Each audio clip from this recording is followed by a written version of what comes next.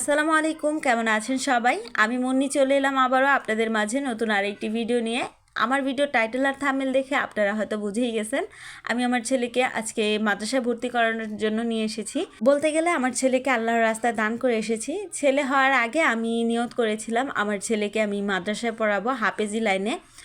তো আমার নিয়ত তো পূরণ করতে হবে, সেই জন্য আমি ছেলেকে মাদ্রাসায় দিয়ে দিয়েছি। এখন আল্লাহ তাআলা যদি কবুল করেন, আমার ছেলে যদি হাফেজ হন, দোয়া করবেন সবাই আল্লাহ তাআলা যেন আমার ছেলেকে হাফেজ হওয়ার তৌফিক দেন। ছেলেকে তো মাদ্রাসায় ভর্তি করিয়ে দিয়ে এসেছি, সকাল 9টা বাজে। হুজুর বলেছে আবার 10টা বাজে গিয়ে তারপরে ওকে নিয়ে আসতে।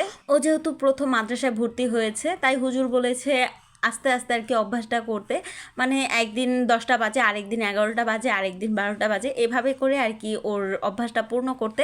আমার ছেলে প্রথম দিনই মাশাআল্লাহ খুব সুন্দর করে মাদ্রাসায় কাটিয়েছে। তার কাছে এতটাই ভালো লেগেছে, সে তো বলছে আবার দুপুরে যাবে, কিন্তু প্রথম দিন যেহেতু তাই আর তাকে মাদ্রাসায় দেয়নি। আর যারা বাচ্চাদেরকে মাদ্রাসায় পড়ান তারা তো মাদ্রাসার নিয়মগুলো জানেনি। সকাল 6টা থেকে একেবারে দুপুর 12টা পর্যন্ত, আবার 2:30 থেকে 5টা পর্যন্ত, আবার মাগরিবের পর থেকে রাত্রে 9টা পর্যন্ত। আমি আবার এভাবে দেব না আমার ছেলেকে, আমি আগেই বলে দিয়েছি হুজুরকে আমি সকাল 8টা বাজে দিয়ে আসবো, 10টা বাজে নাস্তার টাইম হবে, ওই সময় গিয়ে আমার ছেলেকে নাস্তা খাইয়ে আসবো, তারপরে 12টা বাজে নিয়ে আসবো। এরপরে আমার ছেলে যদি দুপুরবেলা যেতে চায় তাহলে ওকে দিয়ে আসবো, না হলে দিয়ে আসবো না। আর এখনও ওর এমন বয়স হয়নি যে ওকে চাপ দিয়ে জোর করে ওকে মাদ্রাসায় পড়াশোনা করতে হবে, এমনটা কিন্তু নয়। ওর যদি ইচ্ছে হয় ও দুপুরবেলা যাবে, তা না হলে ও বাসায় থাকবে। আমি যতটুকু পারবো পড়ানোর চেষ্টা করব। পরে আস্তে আস্তে যখন ও নিজেরটা বুঝতে পারবে তখন হয়তো ওকে সম্পূর্ণ টাইম মাদ্রাসায় থাকতে হবে। এদিকে কিন্তু আমি আমার ছেলেকে মাদ্রাসায় দিয়ে এসে যে ঘরের টুকটাক কাজকর্মগুলোকে করে নিয়েছিলাম, যেমন এই যে বেসিনে কিছু হাঁড়ি পাতিল ছিল সেগুলোকে ভালো করে ধুয়ে নিয়েছি। ওদিকে আমার জন্য একটু চা বসিয়েছি। আর সকালের নাস্তা কিন্তু আমরা আজকে সকাল সকালই করে নিয়েছি। আমার ছেলেকে যেহেতু মাদ্রাসায় ভর্তি করাবো ওই নিয়তে সকাল সকালই উঠেছি। উঠে আমার ছেলের জন্য, আমার জন্য, আমাদের 3জনের জন্য গোলা রুটি তৈরি করেছিলাম, সেগুলি আমরা খেয়ে নিয়েছি। আর আজকে দুপুরে আমি কচুরছড়ি আলু দিয়ে পাঙ্গাস মাছের তরকারি রান্না করব, সেই জন্য যে ফ্রিজ থেকে মাছটা নামিয়ে এখন ভিজিয়ে রাখবো কিছুক্ষণের জন্য। ওদিকে আমার ছোট ছেলে প্রথমবার একা হয়ে গেছে ভাইকে মাদ্রাসায় দেওয়ার পর। এর আগে যদিও আমি আমার ছেলেকে স্কুলে দিয়েছিলাম, কিন্তু অতটা একা একা লাগেনি।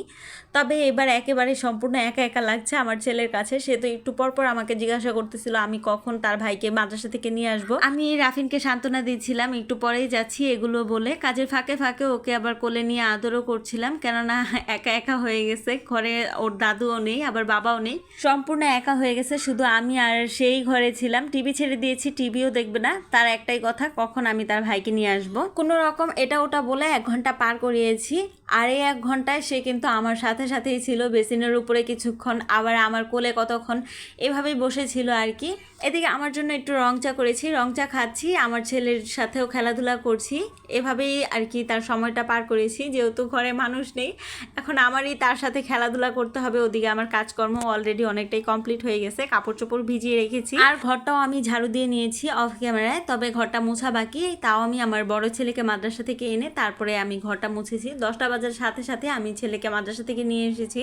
মাদ্রাসায় কিন্তু আমার ছেলের নাম নতুন করে দেওয়া হয়েছে। নতুন করে বলতে এগুলো আগেও ছিল, কিন্তু নতুন করে ডাকা হচ্ছে আর কি মাদ্রাসা। আদনান হাসান মাহাদি, শুধু মাহাদি বলে মাদ্রাসায় ডাকা হবে। বাসায় আমি এতদিন লাহমিন বলে ডেকেছি। হুজুর বলছে লাহমিন নাম বাদ দিয়ে অন্য কোনো নাম দিতে, তো ওর নাম আগে থেকেই আদনান হাসান লাহমিন আল মাহাদি ছিল, তো লাহমিন বাদ দিয়ে এখন হয়েছে আদনান হাসান মাহাদি। এদিকে কিন্তু রাফিন তার বড় ভাইকে পেয়ে অনেকটা খুশি, কিন্তু মাহাদি একদমই খুশি না। তার কথা হচ্ছে আমি তাকে যেন ভিডিও না করি, আমি কেন ভিডিও করছি, তাই তার মুড অফ হয়ে আছে।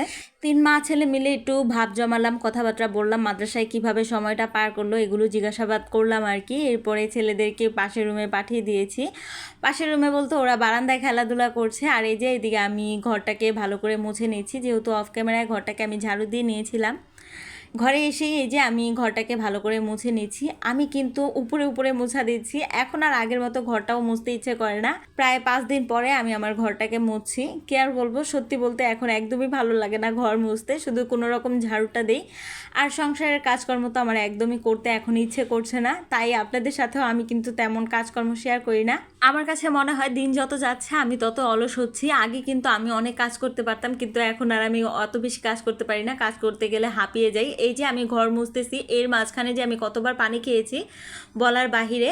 দেখতে দেখতে কিন্তু ভিডিও শেষ প্রান্তে চলে এসেছি। এখানে আমি দুপুরের জন্য রান্না বাড়া করে নিয়েছি, করলা ভাজি করেছি।